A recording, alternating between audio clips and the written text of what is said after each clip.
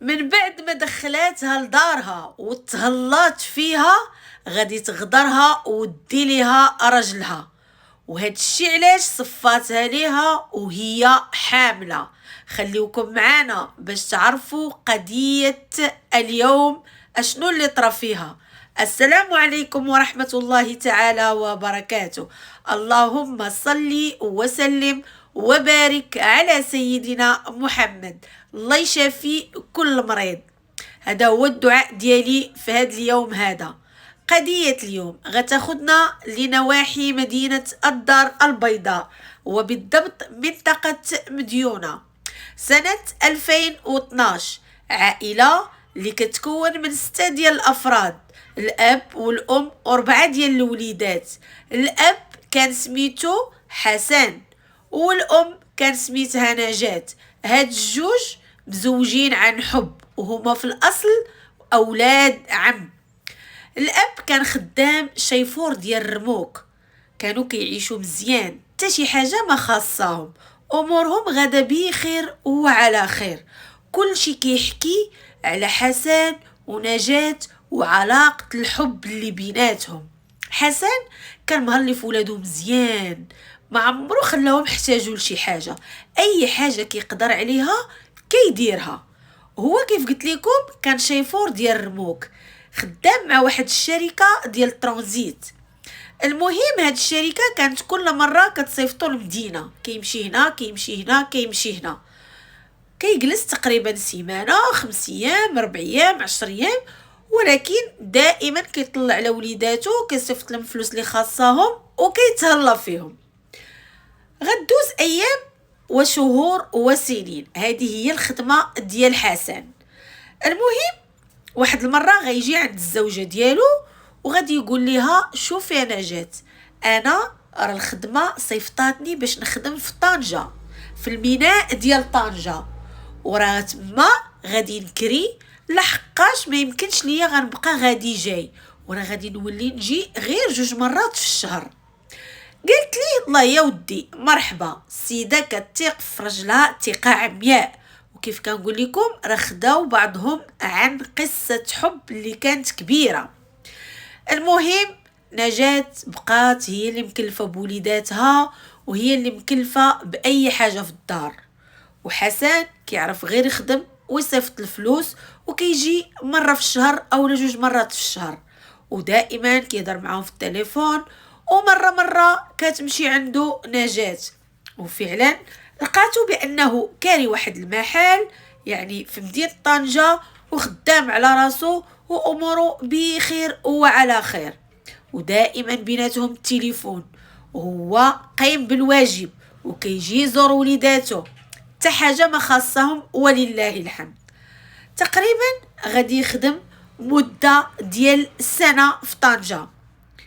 واحد النهار غادي يعيط ليها في التليفون وغيقول لها شوف انا جات، انا راه جايين معايا شي ضياف، عافاك الى ما وجدي داكشي اللي قسم الله، انا راه غنصيفط لك الفلوس وراه غيجي معايا صاحبي ومراتو. هاد صاحبي ومراتو راه مهلين فيا هنا في طنجة مزيان، وانا بغيتهم فاش يجيو معايا يعني المديونة تهلاي فيهم، وخصوصا المرأة تهلاي فيها حيت دائما كانت كتصيفط ليا الطياب مع رجلها. فعلا داكشي اللي كان. نجاة وجدات الحلاوي، راه كتعرفوا الضيافه المغربيه كيفاش دايره، وجدات الحلوى، وجدات داكشي اللي قسم الله، وجدات واحد البيت لانه قال لها غيجي معايا صاحبي ومراته. فعلا غادي يجي السبت والحد، وغادي يجي حسن ومعاه صاحبه ومراته، وغادي تستقبلهم نجاة بواحد الفرحة كبيرة وغتهلا فيهم وغيدوزوا معاهم داك السبت والحد زوين. نهار الاثنين مع الصباح حسن غادي يمشي هو وصاحبه غيرجعوا لطنجة لانه خدام، وغيقول لها شوفي انا جات، انا غنخلي معاك مرات صاحبي هنايا تهلاي فيها، غتجلس معاك واحد 15 يوم وانا وياه راه غنرجعوا نخدموا. فعلا داكشي اللي كان. بقات المرا مع نجاة وبقات نجاة مهالية فيها. المهم السيدة خرجاتها هبطاتها لكازا، سارت بها، واخا هما داكشي ما ناقصهمش في طنجة، ولكن سارتها في كازا، داتها عند العائلة، داتها عند الحباب، نقشات ليها كيف كنقولوا. المهم تهلات فيها مزيان. كان رجلها اللي كان سميتو حسن مره كيعيط لها وكيقول لها واش مهليه في السيده، كتقول لي اييه مهليه فيها ودايره جهدي. كيقول لها شوفي تهلاي فيها وزيدي تهلاي فيها، راه فاش تكون هنا في طنجة راه كتهلا فيا.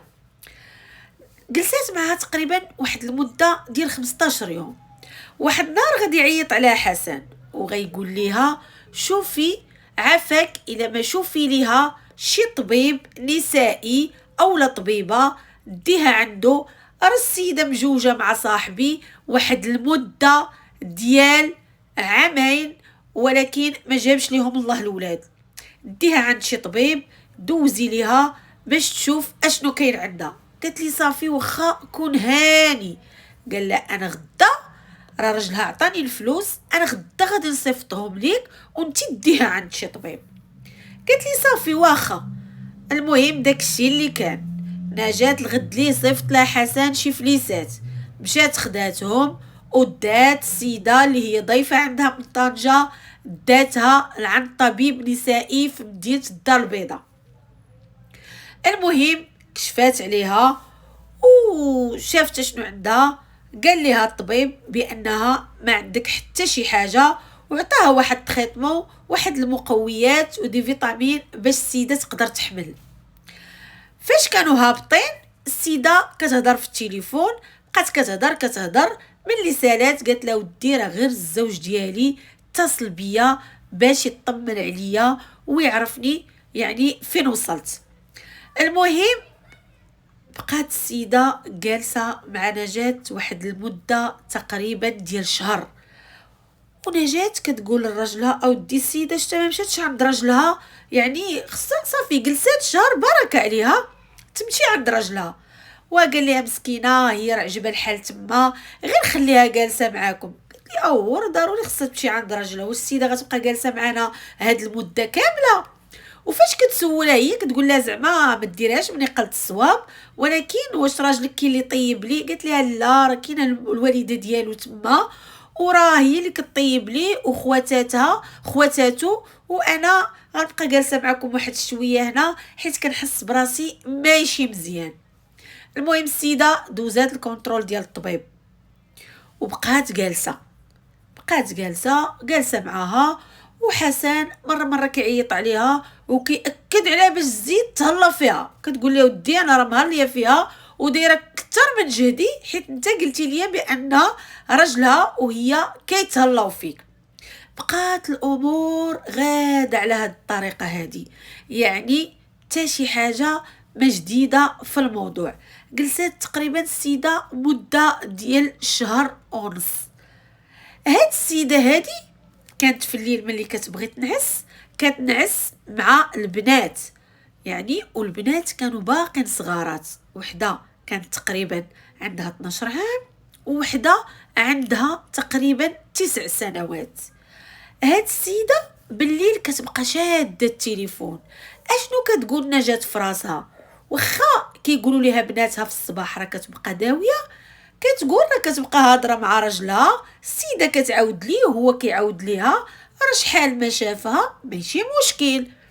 المهم نهار على نهار حتى لواحد النهار غتجي عندها بنتها الصغيره اللي عندها 9 سنين وغادي تقول ليها ماما واش هاد خالتي اللي جالسه عندنا راجلها سميتو حسن؟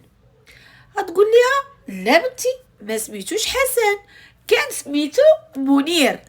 غتقول لها ماما انا راه ناعسه وفيقاتني بالليل الهضره ديالها وراه كنسمعها كتقول ليه هاد الشي بزاف عليا حسن. البنت عندها 9 سنين وحكات هاد الشي لامها. السيده قالت لها لا بنتي انتي واقيلا غير تخيلات لك الهضره. قالت لها ماما انا راه سمعتها قالت ليه هاد الشي بزاف عليا حسن.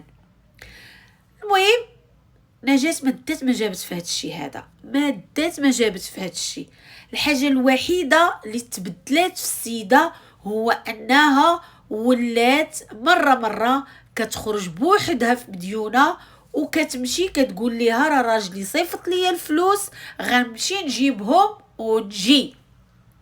كتقول ليها انا جات نمشي معاك، كتقول لها شوفي بلا ما تكرفسي راسك، صافي انا راه وليت عارفه الطريق، والبلاصه اللي غنجيب منها الفلوس راه غير قريبه، غير بقاي نتيا في الدار انا غنتمشى شويه. المهم نجات كيف قلت لكم ما تسوقاتش الهضره اللي قالت ليها البنت الصغيره، ولكن نجات هضرات مع بنتها الكبيره اللي كان عندها تقريبا 12 عام 13 عام. قلت لها شوفي يا بنتي، انا بغيتك بالليل ملي تكون ناعسه حداكم خالتكم هذه اللي ضيفه عندنا، بغيتك تسمعيها في التليفون، يعني بحال تاكدي ليا مع من كتهضر.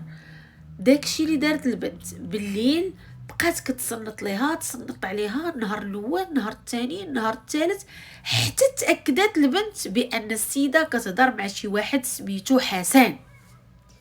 فعلا داكشي اللي كان. الغد ليه البنت قالتها لما، قالت لها ماما راه خالتي بالليل كتهضر مع شي حد فعلا ماما سميتو حسن. ايوا السيده هنايا اش غادي يقول لكم، بدا كيدخل واحد الشك في شكال، يعني كيفاش راجل سميتو منير وكتهضر مع حسن، وحسن راه راجلي، كيفاش هاد القضيه؟ المهم نجاة بدات كتقلب وبدات كتفتش وراها، بدا كيدخل الشك، تقول السيده جالسه عندي تقريبا دابا شهرين وما مشاتش عند راجلها، وجالسه بحال حتى شي حاجه ما كاينه، وبناتي اكدوا لي بانها كتهضر مع شي واحد سميتو حسن. ياك ما عندها شي علاقه براجلي، ياك ما كتخون راجلها مع راجلي. اشنو اللي بقى يعني نجاة اللي بقى ليها هو انها مشات للبلاصه اللي كتاخد منها السيده الفلوس، مشات تما وهضرات مع البنت اللي لقاتها، وبطريقه او بما قالت لها بغيت نعرف الاسم اللي كيصيفط لهاد السيده الفلوس. البنت في الاول رفضات، قالت لها ماشي من حقي وما خصنيش نعطيك هاد المعلومه. المهم حاولت معاها بشي طريقه ولا ربما، المهم راكم نتوما عارفين السيده جبدات ليها الاسم اللي تيصيفط ليها الفلوس، وهنايا غتكون صدمه كبيره لانها غتلقى بان رجلها هو اللي كيصيفط لهاد السيده الفلوس. نجات صدمات، قالت واش تقدر تكون شي علاقه ما بين مرات صاحبه وراجلي؟ واش هاد السيده كتخون راجلها مع راجلي؟ ما يمكنش نهائيا. المهم نجاة خصها تقلب على الحل وتعرف اشنو اللي كاين. عيطات على حسن وقالت ليه هادي اليوم قبل غدا تمشي في حالتها، صافي بركه انا ما بقيتش بغيتها نهائيا. غادي يقول له هو لا السيده باقا متبعه مع الطبيب، خاصها مازال تزيد تبقى معك. قالت ليه لا خاصها تمشي في حالتها. المهم هو ان حسن قطع السيده ورجعات بحالتها عند رجلها. وملي قالت لي علاش انت اللي قطعتي ليها، قال لها ودي رجلها راه خدام وخارج يعني دي بلاصمون لبلاصه اخرى وكلفني انا باش نقطع ليها. هنا نجاة جلسات مع راسها وقالت ضروري خصني نعرف الحكايه من الاول حتى الاخر، ضروري ما خصني نعرف الحكايه من الاول حتى الاخر. اشنو دارت؟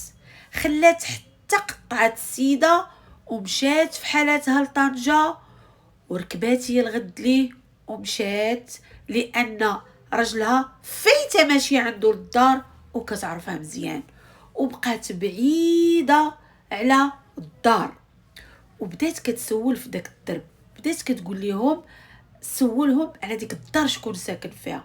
هنا غتصدم نجاة وغتعرف بان هذيك مرات رجلها، لان الاغلبيه اكدوا لها بان هذيك الزوجه مرات هذاك السيد وبانها فعلا مراته.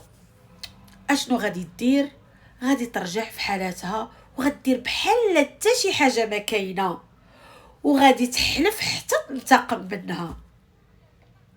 المهم هو انه ملي غدوز تقريبا واحد المده ديال 3 شهور وغدير بحال ما في راسها والو، اشنو غادي يقول ليها حسن؟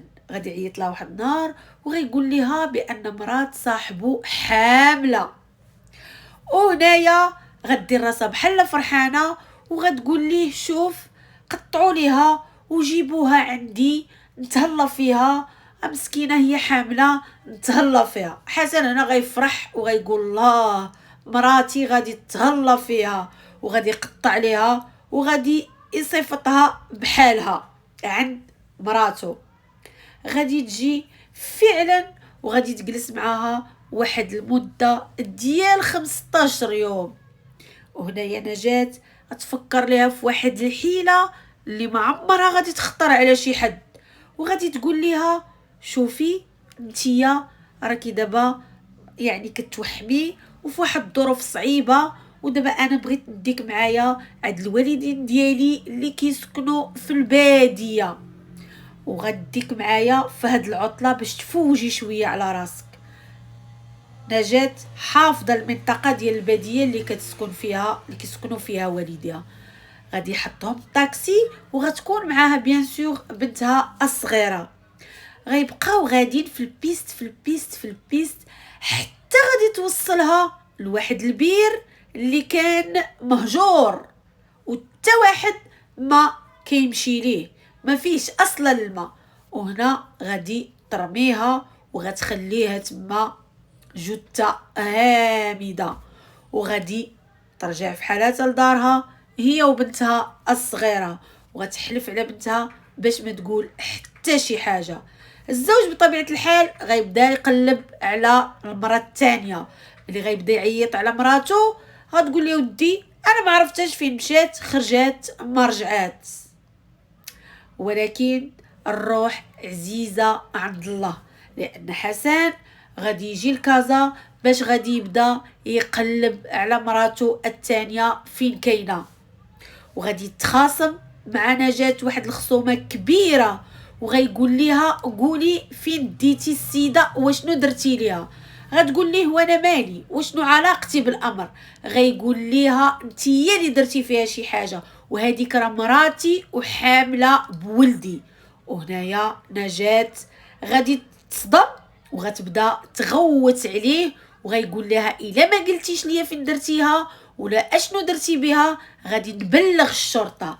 البنت الصغيره غادي تخاف وغادي تقول لباباها اجي بابا انا غادي نوريها لك فين دارتها ماما، رداتها ورماتها في واحد البير اللي قريب حدا دار جدي. ورا هذاك البير قالت ماما بانه ما فيهش الماء، حيت البنت الصغيره خافت على امها لا تمشي للبوليس ويديوها للسجن. فعلا حسن غيمشي يبلغ على مراته، والدرك الملكي غيمشيو فعلا لداك البئر، لان غدوز واحد المده وغيلقاو السيده جثه هامده هي والجنين اللي فكرشها من بعد ما داوها المصلحه ديال الطب الشرعي. غيتم القبض على نجاة والحكم عليها بالمؤبد.